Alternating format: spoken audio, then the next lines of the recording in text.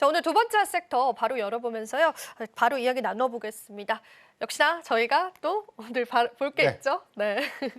네, 일단 항공을 좀 말씀드리고 싶은데 오늘 좀 강했던 섹터가 항공은 아니죠.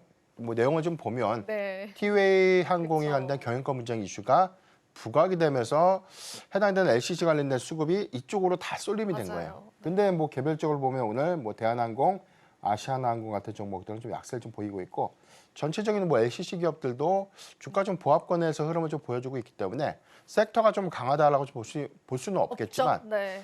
제가 이제 항공 섹터를 좀 결정하게 된 계기가 오늘은 전체적인 어떤 수급 동향들은 좀 미미하지만 2025년도에 성과적인 측면에서 충분히 좀 기대할 수 있는 섹터이기 때문에 저는 상대적으로 좀 덜 올랐고 주가의 상승의 여력 관점에서 항공주를 봐야 된다라는 관점에서 좀 선택을 좀 하게 됐고요. 종목은 두 종목인데 대한항공 그다음에 오늘 강세를 보이고 있는 티웨이 항공. 티웨이 항공. 네. 여기 관련된 저는 온도차가 좀 명확했습니다. 한번 볼게요. 대한항공은 네. 저는 예스를 좀 말씀드리고 싶고요. 오. 티웨이 항공 오늘 뭐 잘 가는 분위기에 네. 제가 뭐 고춧가루를 좀 뿌린 격이 됐는데 고춧가루를 뿌리시네요. 그렇죠. 네. 티웨이 항공 저는 이제 노라고 좀 말씀드리겠는데 철저하게 두 가지 측면에서 좀 말씀드릴게요. 먼저 티웨이 항공을 좀 말씀드리고 싶은데 오늘 티웨이 홀딩스가 29.8% 상한가를 좀 안착을 했고요. 티웨이 항공이 9.6%대 상승 흐름들을 좀 보여주고 있는데 중요한 건 경영권 분쟁이 발생이 됐을 때 우리가 지난 3분기 그리고 4분기로 이어졌던 경영권 분쟁에 관련된 이슈가 단기적인 수급을 좀 주목시키거나 집중시키기 굉장히 좋았는데 차이가 있었어요. 해당되는 분쟁 테마가 지속성을 좀 가져갔던 고려아연과 차이가 있습니다. 분명 뭐냐면 고려아연은 지금 회사를 차지하려고 하는 측에서 장내 매수도 했고 공개 매수를 통해서 지분을 확보를 했다는 것이죠. 그런데 지금 대명소노그룹이 지금 2대 주주긴 하지만 적극적인 장내 매수를 추진했느냐? 전혀 없죠. 공개 매수도 언론을 통해서 검토를 하고 있다라고 했지만 구체화된 내용이 없습니다. 이런 부분은 시장에서 바라볼 때 과연 실탄이 있을까? 이런 부분에 관된 회사를 좀 차지하기 위한 노력을 과연 장내 매수라는 적극적인 행보를 좀 가져갈까?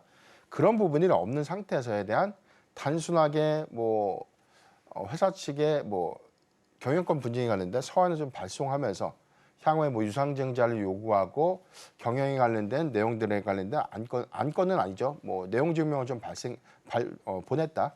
요 정도에서 주가 좀 기대감을 좀 반영을 했기 때문에 이 부분은 수급적인 이점에서 굉장히 투자자들이 좀 대응할 수 없는 즉 변동성이 굉장히 좀 크게 나타나줄 수 있는 그런 우려 요인들을 좀 주목을 해봐야 될 것 같고요. 티웨이 항공의 경우에는 사실 대한항공과 아시아나항공의 합병을 위한 유럽 승인을 받기 위한 어떤 단서가 유럽의 주요 노선 4개를 해당되는 운수권을 티웨이 항공에 양도하면서 오히려 좀 유럽의 승인을 좀 얻게 된 것이죠. 그래서 티웨이 항공의 입장에서는 올해 뭐 중단거리 노선만 좀 갖고 있다가 유럽이라는 장거리 노선을 그것도 이제 4개나 되는 지금 알짜 노선을 좀 확보했기 때문에 기대감이 좀 될 수 있는 요인들은 좀 맞지만 이런 관점에서 다만 이제 티웨이 항공이 지금 3분기 실적이 해당되는 어떤 선제 비용의 여파 때문에 많은 영업이익치를 좀 내지 못하고 적자로 전환됐던 그런 점들을 좀 감안해 보면 실적이 주는 괴리와 단기간 어떤 기대 요인들에 대한 희석 요건들은 굉장히 지금은 좀 좋아 볼 수 있지만 오히려 이런 부분들에 대한 변동성이 커질 때는 낙폭이 좀 심화될 수 있기 때문에 좀 리스크 대응을 해야 되는 구간이 되지 않을까라고 좀 말씀드렸습니다. 고려아연 쪽과는 좀 다른 분위기 확실히 연출되는 것 같아요. 공개 매수라든지 그런 적극적인 행보에 관해서는 아직까지는 좀 사안들 지켜봐야 될 것 같고요.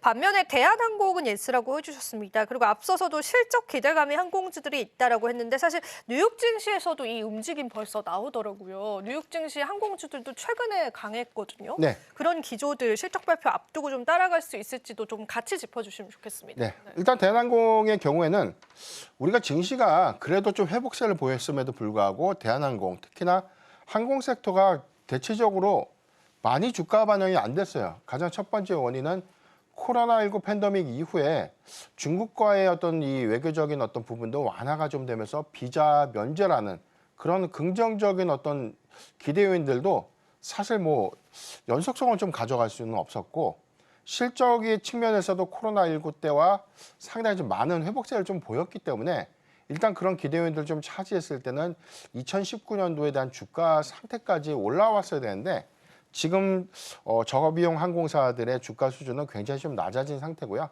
대한항공 역시도 아시아나항공과 합병을 최종 승인받게 되면서 오히려 그런 리스크 요인들이 달라지면서 뭐 글로벌 10위권 메가 캐리어의 어떤 탄생을 좀 예고하는 그런 상태이기 때문에 점진적인 어떤 이 여건들은 좀 좋아졌는데 지난 올해 초에 좀 발생됐던 제주항공 관련된 어떤 사고 소식도 일부 투심을 좀 저해시켰던 그런 요인으로 좀 작용을 했었고 다만 우리가 좀 올해 좀 기대할 수 있는 부분들은 2024년도 대비해서 2025년도에 항공업이 굉장히 좀 우호적인 여건에서 이익 성장치를 좀 더 확대시킬 수 있는 그런 모멘텀들 좀 주목을 해봐야 될 것 같은데 특히나 대한항공의 경우에는 아시아나항공 합병 이후에 오히려 이제 획일화된 합병 시너지 관점에서 그다음에 여기 관련된 가격 경쟁력의 이점 관점에서 충분한 기회 요인이 좀 될 수 있기 때문에 올해는 철저하게 좀 증인 모멘텀을 좀 우리가 기대할 수 있겠고요.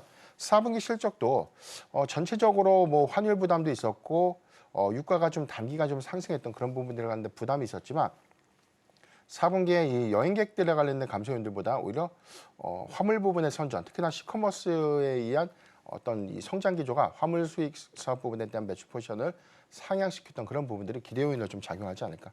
그래서 저는 뭐 대한항공 글로벌 기조를 보면 전 세계적으로도 지금 뭐 코로나 팬데믹 수준 이상으로 현재 업황이 좀 회복됐다라는 그런 부분을 좀 감안했을 때 과도하게 저평가받았던 항공 섹터의 경우에는 올해 충분한 어떤 수급 유입을 좀 더 기대해 볼 수 있지 않을까라고 좀 전망해 보겠고 이런 관점에서 대한항공이 점진적인 가치 반영을 합병이라는 어떤 키워드와 좀 맞물리면서 확대시킬 수 있기 때문에 저는 뭐 대한항공 탑픽 쪽으로 좀 제시를 좀 해드리겠습니다. 지금 바로 구독을 눌러보세요. 실시간 경제 뉴스, 투자 전문가들의 다양한 시황과 정확한 분석, 또 알찬 투자 정보까지 신뢰할 수 있는 저희 서울경제TV와 함께하세요.